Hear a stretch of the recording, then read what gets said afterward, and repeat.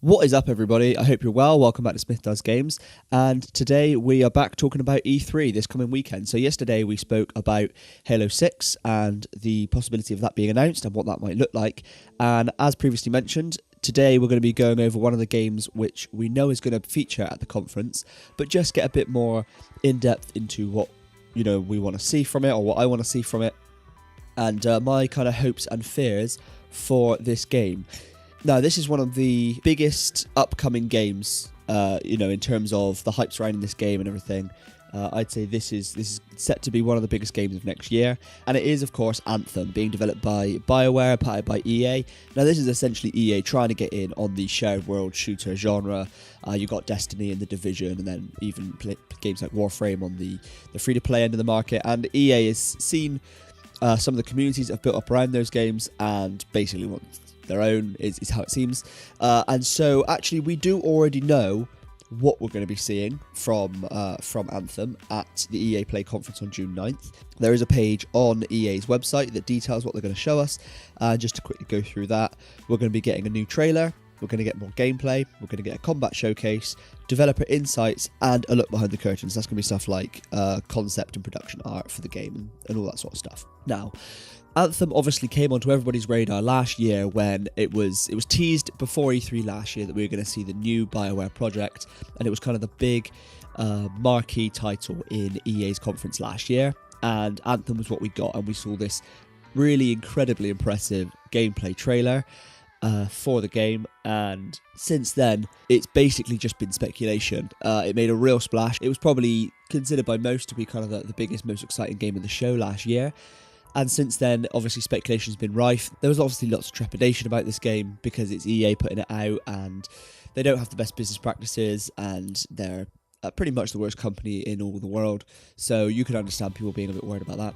And, stuff with all the loot boxes. And actually, that might be a good place to start. So I think this is something which definitely has concerned me ever since the launch. We've already seen stuff like The Division and Destiny both look like incredibly promising games with these really impressive build-ups and E3 trailers and all of that, and then when they've come out they've really lacked content, and then we've seen the same thing happen again. Even once Destiny 1 got to a really great place by the end of its life cycle, the same thing happened again with Destiny 2. And obviously with The Division, Ubisoft seem to have sorted that out. Division 2 should be detailed at E3 this year, and hopefully they won't make Bungie's mistake and they'll bring over all the endgame improvements they've made to the Division 1 into the Division 2. But then we've got Anthem, and it's being made by EA, and if Ubisoft and Activision are going to screw up their games on launch, it seems even more likely that EA are going to do that. I mean, they're all pretty bad in the AAA publisher space, to be honest, in my view, but EA are the top dogs when it comes to bullshit monetization and microtransactions, loot boxes, and all that sort of stuff. But then there was the Battlefront 2 gate, Battlefront Gate 2, 2 Gate, Stargate, Star Wars Gate. Stargate's a thing already, isn't it? No, probably can't call it that. There was the thing with Battlefront 2 where it came out and it was just completely riddled with microtransactions to the point that it was a joke, really. It was a pathetic excuse for a game in many people's eyes. And actually, a lot of that stuff has now been reversed. Since then, we've had the Battlefield 5 reveal. And within that reveal, it's been detailed that there's going to be no loot boxes, there's going to be no premium pass, and I think the general consensus and the general feeling at the moment is maybe this battle against loot boxes is starting to be won. And obviously, I really hope that's true. I hate all that microtransaction nonsense, especially when it comes to loot boxes and glorified gambling in games. And hopefully, if that has been something that EA are reversing on because they see the bad will that it's generating them, then maybe there's some hope that stuff's not in Anthem. Now, my concern off the back of that is that the game was designed with a lot of nasty microtransactions and monetization systems in it, and in order to win over some goodwill from their player base, they've taken those things out retrospectively. And my concern there is that if Anthem was developed around those systems, in the same way we saw with Bungie developing Destiny 2 around the Eververse, my concern is that you're left with kind of gaping holes in the place where true game system should be. Obviously, that is just a concern ahead of time, and hopefully that's not the case. Now, as for what we're going to see from E3, obviously the new gameplay, the combat showcase, and a new trailer, that's all really good. The new trailer is interesting because we might get a bit more of an idea about the world and story, and that's something that interests me. More gameplay and a combat showcase. Obviously, that's always going to be fun to dig into and sort of break down, look at what options there are, see how the game plays, and get everybody excited for that. But actually, it's this number 4 on their list of 5 things they're bringing is the developer insights that actually interests me the most, because that is where I think we might get the best amount of proper information about how this game is going to work, what it's going to look like, and what the general gameplay loop and all of that's going to be. Now, for anybody that's been living under a rock for the last 12 months, Anthem is a shared world shooter. It's going to be a co-op thing. Based on the gameplay trailer we saw last year, it looks like we're looking at squads of 4. And in the same vein as something like Destiny or The Division, you're going to be going out and doing probably short instance missions, open world content, a variety of different things. And within that, you're getting random gear drops.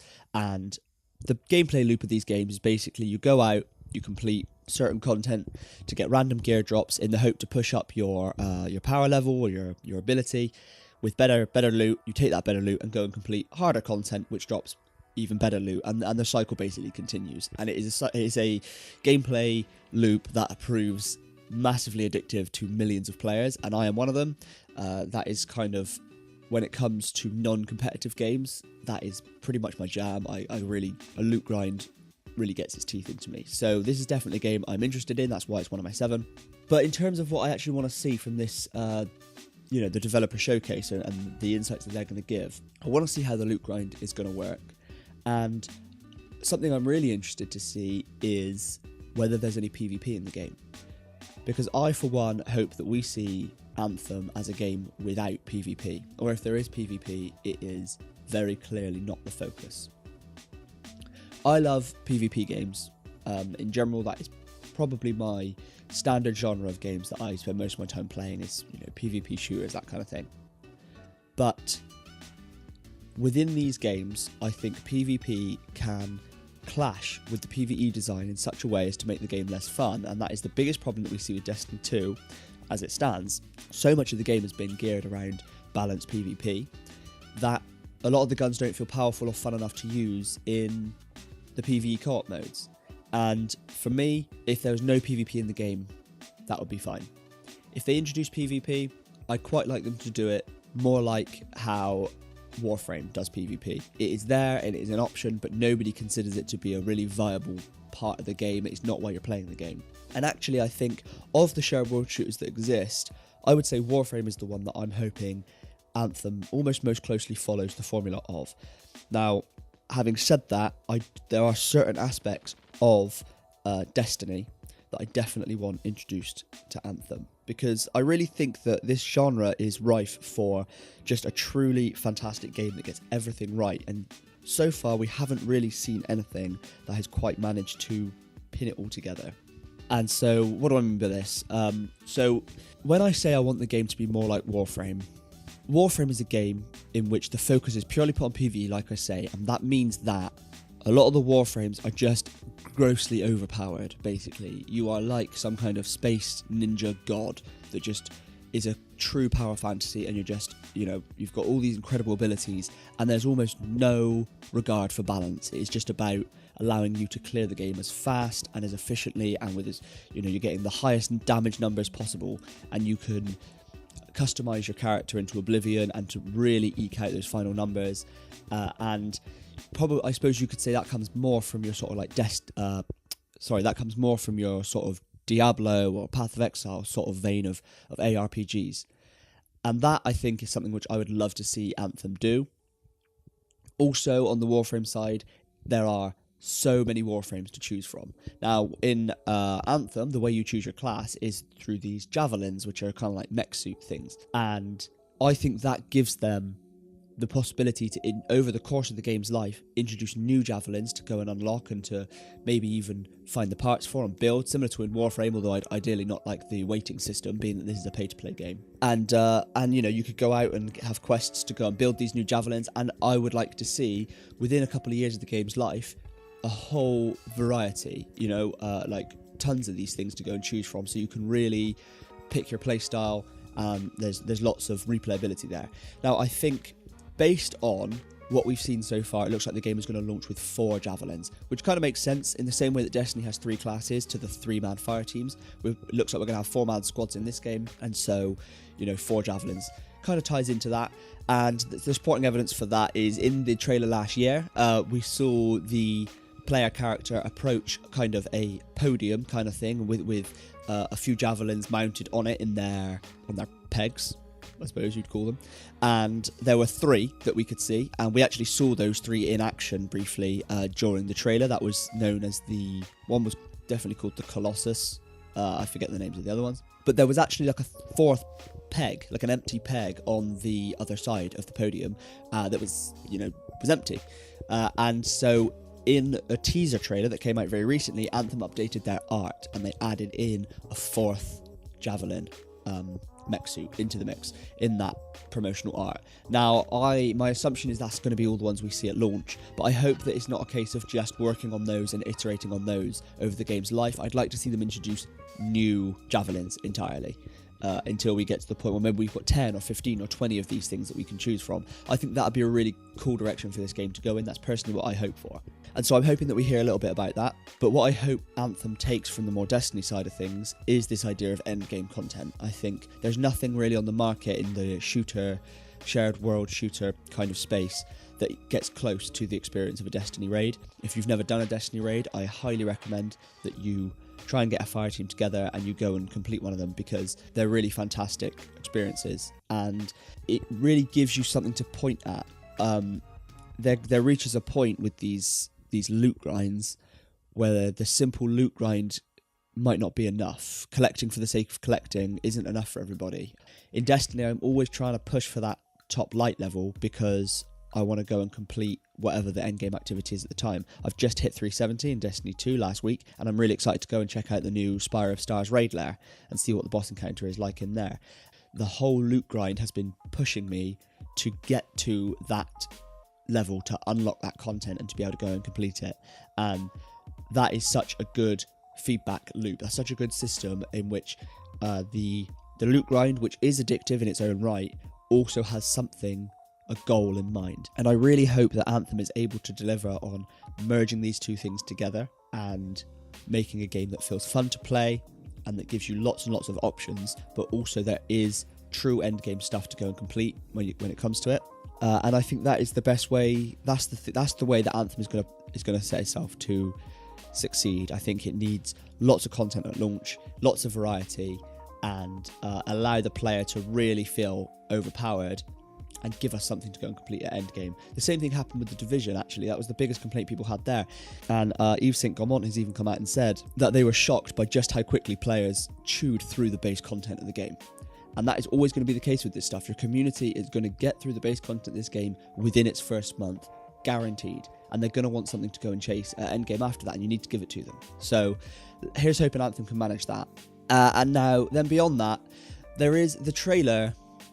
I've been watching the trailer a couple of times in preparation for this video, and the gameplay trailer for Anthem does bring up a few concerns for me, specifically regarding this kind of end game stuff. And it's kind of a bit of a weird thing to describe, but I'm going to do my best. So, Destiny endgame, the raids in Destiny, the reason they are so much fun is because they are so mechanically intricate.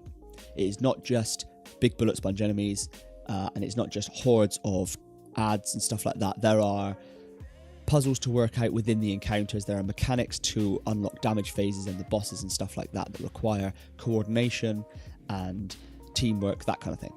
Now, I think the reason Destiny is able to incorporate so many creative mechanics into the game is stemmed from the style of the game itself, being less science fiction and more what I would call science fantasy.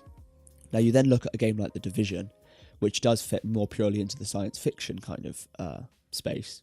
And the incursions in that game, which was kind of their equivalent to, your Destiny raids, were just nowhere near as interesting to me. The mechanics in place were never as in-depth. And I think a large part of that is because you end up kind of stymieing yourself because you're trying to stick to reality more. you've got the more photorealistic graphical style, and it's all more grounded in reality. Now, obviously, Anthem isn't particularly grounded in reality. It's, it looks like it's set on some Pandora-like planet, and there's these kind of crazy monsters and beasts and ridiculous weather storms and all that sort of stuff. So it definitely doesn't look realistic, but the style, in terms of the graphical style, they've gone for the more sort of photorealistic style, and within that, my concern is they don't leave themselves enough room to come up with these creative mechanics. And like I said, it's kind of hard to describe, but I'm going to put it this way. The trailer for Anthem, we saw this pretty cool ability from one of the javelins where a big mob of enemies was approaching somebody, and they kind of like locked onto each of them and then launched a volley of rockets, back-mounted rockets from their javelin that were seeking, and they killed this whole mob. It was super cool. But the explosion that we saw when that happened looked like a real explosion. It looked like fire and, plumes of smoke and that kind of thing, which leads me to believe that the rockets being fired were purely rockets. We saw the same thing when a mortar was being fired, and it seemed like when weapons were being fired, it was just standard bullets that were being fired there. Now, when you compare that to something like Destiny, you've got guns that shoot spider drones, you've got guns that shoot solar energy, basically the energy of the sun, or void, which is basically just purple magic stuff. And within that, there's so many options for creative weapons that feel unique. My concern is, how do you make the gear feel unique enough when it is still so tied to the reality of what weapons actually are? And within that, how do you create mechanics within boss fights? In Destiny, you've got stuff where you can, a player might be imbued with a certain power which they have to discharge onto a plate in order to reduce the shield that a boss has, so that you can open it up to a damage phase. That has no basis in reality, but actually the fact that the game is completely fantasy driven means that you can pretty much do anything you want with it. They are limited only by their imagination of how they apply these crazy ideas. Now, my concern is that the style of Anthem is going to limit those possibilities, and we're going to find ourselves in a situation where, similar to like the Division, Incursion, stuff like that, you can make similar mechanics in those games where maybe you, stick C4 on a large tank in order to reduce its armor, blow its armor off, so that you can damage its internals. And mechanically, you could argue that's kind of the same, but it doesn't feel as interesting, and it's certainly not as interesting to look at. When you look at Destiny encounter being completed, the screen is just like lighting up with various colours of blue, purple, orange, and all sorts of things, and bright white lights, and there's crazy stuff going on all over the place. There's this weird idea of like a game feel, and it is a difficult thing to try and explain. Mark Brown has done a really fantastic Game Maker's Toolkit episode about this, so if you've never seen that YouTube channel, go and check it out, and he does a good job of kind of explaining what I'm struggling to here. But my concern with Anthem, of what we've seen so far, is that game feel is just not going to allow them the levels of creativity which I would like to see when it comes to endgame content for this kind of thing. Now, obviously, I could be proven wrong. I really hope I am. I'm still very excited for Anthem. I'm still very excited to see what comes out. But these are just my initial concerns as one individual player. So let me know what you think. What are your thoughts on Anthem? And I don't know, am I being completely crazy? Am I being too nitpicky with the trailer? But we'll find out soon enough. 9th of June, this coming Saturday, the EA Play conference. We already know the 5 things we're going to see when it comes to Anthem. So hopefully there's going to be a whole load of new information to go over next week. And I think the game is slated at the moment for about a March 2019 release. So it's getting ever closer. And here's hoping that they manage to get it right and we get ourselves another fantastic shared world shooter on the market. So tomorrow I'll be back with another video about E3, and it's going to be another game which hasn't yet been announced that I am really hoping does get announced. And I hope you stay well until then, and I will catch you in the next one. Goodbye.